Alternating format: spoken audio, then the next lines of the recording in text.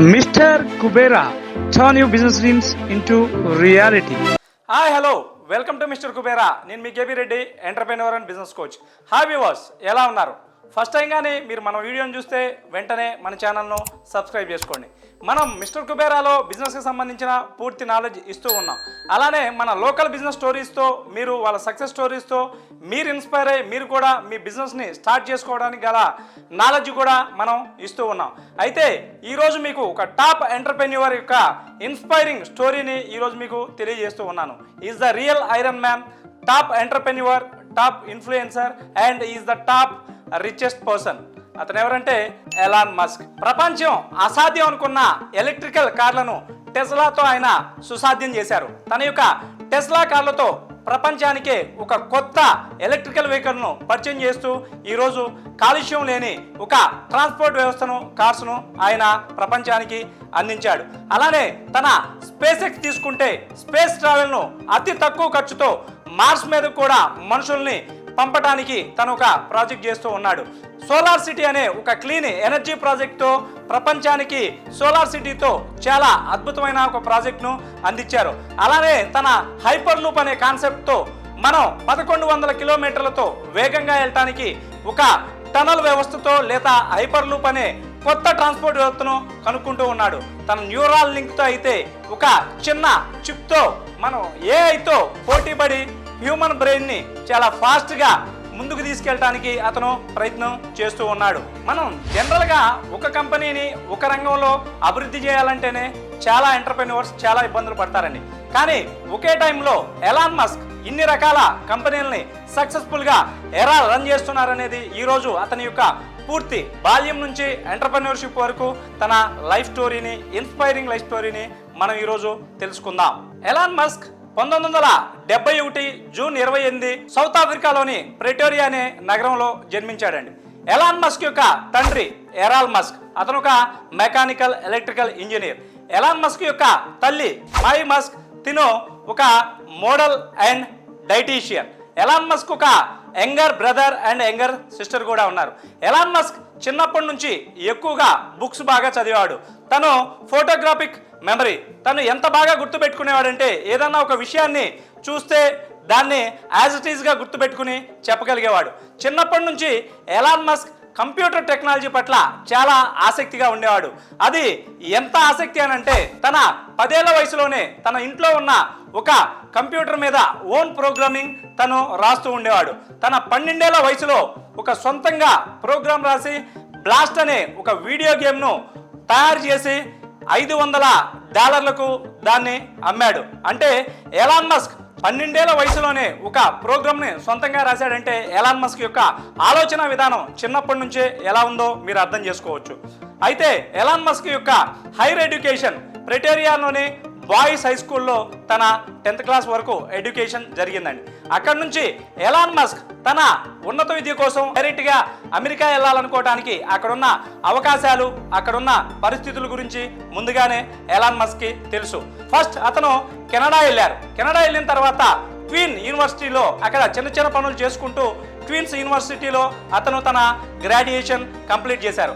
2 సంవత్సరాలు తన graduation queens university నుంచి తర్వాత పెన్సిల్వేనియా యూనివర్సిటీకి మార్చుకున్నారు. ఎలాన్ మస్క్ పెన్సిల్వేనియా యూనివర్సిటీ దగ్గర తన డ్యూయల్ డిగ్రీని కంప్లీట్ చేశారు. తను ఒకటి ఫిజిక్స్, రెండోది వచ్చేసి బిజినెస్ ఎకనామిక్స్లో అతను తన డిగ్రీని కంప్లీట్ చేశారు. ఎలాన్ మస్క్ పిహెచ్డికి స్టాన్ఫర్డ్ యూనివర్సిటీలో జాయిన్ అయ్యారండి. ఆ ప్రోగ్రామ్ జాయిన్ అయిన 2 డేస్కే తను 2 డేస్లో ఫిజిక్స్ అండ్ మెటీరియల్ సైన్స్ మీద వర్కౌట్ చేశారు. తను రీయూజబుల్ ఎనర్జీ గురించి పూర్తిగా వర్కౌట్ చేయడానికి ఆ ప్రోగ్రామ్ స్టార్ట్ చేద్దాం అనుకున్నారు. కానీ తను వెంటనే ఒక స్టార్ట్అప్ స్టార్ట్ చేద్దామని యూనివర్సిటీ నుంచి క్విట్ అవడం జరిగింది. ఎలాన్ మస్క్ తన పిహెచ్డి ప్రోగ్రామ్ని 2 రోజులు మాత్రమే స్పెండ్ చేశారు. దాని తర్వాత తను ఓన్గా ఏదన్నా చేయాలన్న ఉద్దేశంతో తన యొక్క బ్రదర్ కింబాల్ మస్క్ మరియు ఎలాన్ మస్క్ ఇద్దరు కలిసి డే అండ్ నైట్ వర్కౌట్ చేసి జిప్2 అనే ఒక కంపెనీని లాంచ్ చేశారు. జిప్టూ అనేది ఎలాంటి కంపెనీ అని అంటే ఒక సిటీ గైడ్ని కంప్లీట్గా మ్యాప్తో అనుసంధానం చేస్తూ ఉండే ఒక కంపెనీ. అప్పుడప్పుడే ఇంటర్నెట్ యొక్క బూమ్ స్టార్ట్ అవుతూ ఉంది.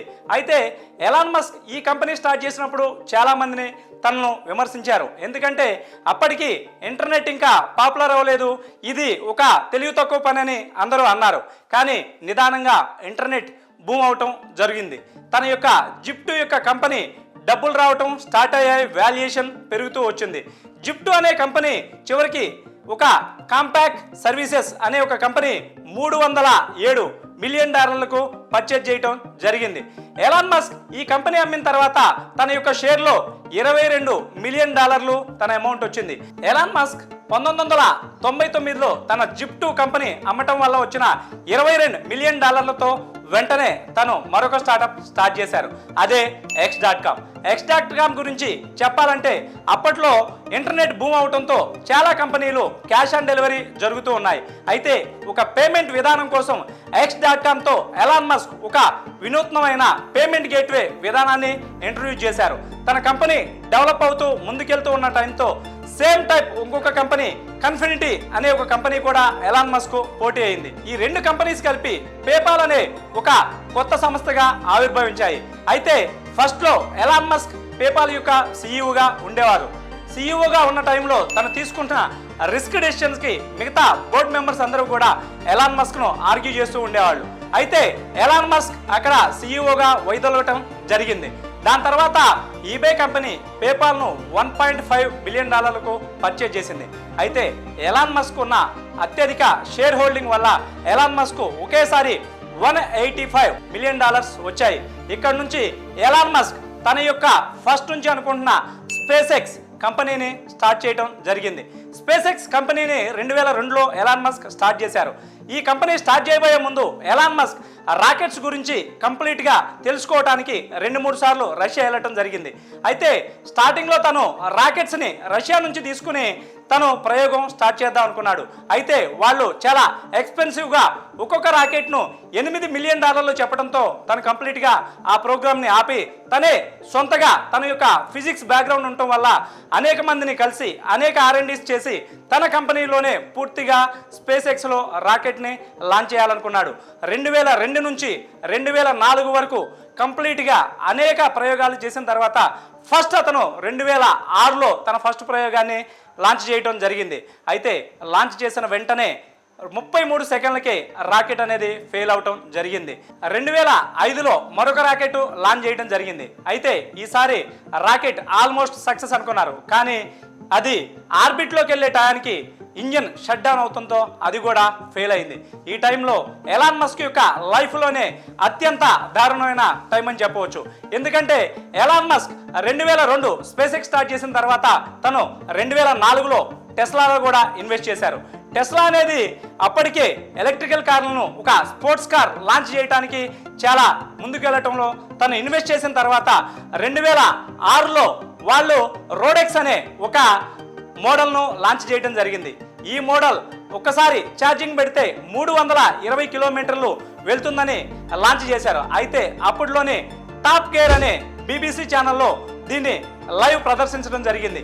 80 కిలోమీటర్లు వెళ్ళిన తర్వాత రోడ్ స్టార్ అనే కారు ఆగటం వల్ల పూర్తిగా టెస్లా అంటే జనాల్లో నమ్మకం పోయింది. స్పేస్ ఎక్స్ యొక్క 2 రాకెట్లు కొన్ని 100 కోట్లతో స్టార్ట్ చేస్తే అది ఫెయిల్ అవటం, అలానే టెస్లా యొక్క రోడ్ స్టార్ ఫెయిల్ అవటం వల్ల ఎలాన్ మస్క్ చాలా ఆర్థిక ఇబ్బందులు వచ్చి పడినాయి. ఈ టైంలోనే తనకు తన పర్సనల్ లైఫ్ కూడా డిస్టర్బ్ అయింది. తన లవ్ మ్యారేజ్ చేసుకున్న జస్టిన్ విల్సన్ అతన్ని వదిలేసి వెళ్ళటం జరిగింది. 2008లో 3వ రాకెట్ కూడా ప్రయోగించడం జరిగింది. అయితే మరోసారి ఫెయిల్యూర్, అది కూడా మధ్యలో ఫెయిల్ అవటం జరిగింది. ఈసారి ఎలాన్ మస్క్ పూర్తిగా తన దగ్గర ఉన్న డబ్బునంతా కూడా టెస్లాలో, స్పేస్ ఎక్స్లో, అలానే తను మరొక కంపెనీ అయిన సోలార్ సిటీ, ఈ 3 కంపెనీ కూడా పూర్తిగా క్రైసిస్లో రావటం వల్ల ఎలాన్ మస్క్ ఎలాంటి తెలియని పరిస్థితి, పూర్తిగా కంపెనీస్ బంద్ చేసుకునే పరిస్థితి వచ్చింది. కానీ ఎలాన్ మస్క్ గివ్ అప్ అవ్వలేదు. ఇంకా తన యొక్క ప్రయోగాన్ని ముందుకు తీసుకెళ్లాలనుకున్నాడు.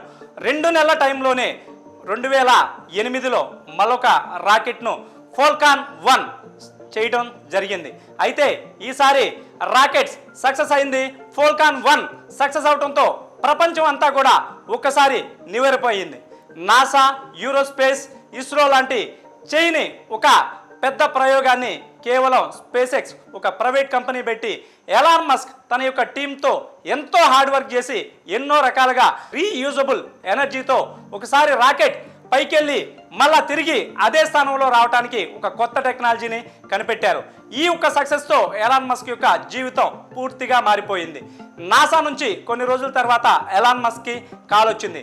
$1.8 బిలియన్ నాసాతో ఒక పెద్ద కాంట్రాక్ట్ స్పేస్ ఎక్స్ కుదుర్చుకుంది. ఈ కాంట్రాక్ట్ తర్వాత ఎలాన్ మస్క్ యొక్క ఆర్థిక పరిస్థితి చాలా మారిపోయింది. వెంటనే తను టెస్లాలోని టీం మొత్తాన్ని మార్చి టెస్లాలో పూర్తిగా అటెన్షన్ చేసి అప్పటికే రోస్టార్ మోడల్తో ఉన్న టెస్లాని కంప్లీట్గా ఎలాన్ మస్క్ మార్చారు. మోడల్ ఎస్ అనే ఒక లగ్జరీ కార్ని ఇంట్రడ్యూస్ చేశారు.